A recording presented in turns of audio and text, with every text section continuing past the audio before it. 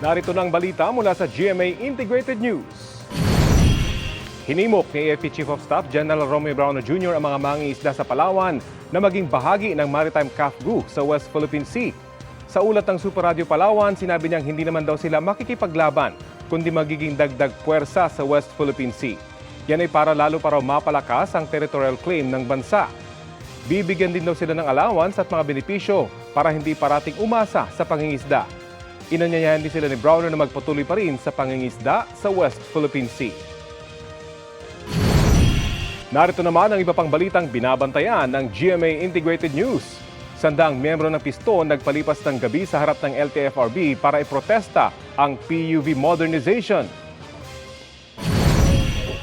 4 patay sa sunog sa Bacoor, Cavite. At potensyal na bagyo inaasahang papasok sa PAR bukas ayon sa Pag-asa. Posibleng magpaulan na sa ilang panig ng Visayas at Mindanao sa linggo. Para sa mas malaking misyon at mas malawak na paglilingkod sa bayan, ako po si Rafi Tima ng GMA Integrated News, ang News Authority ng Pilipino.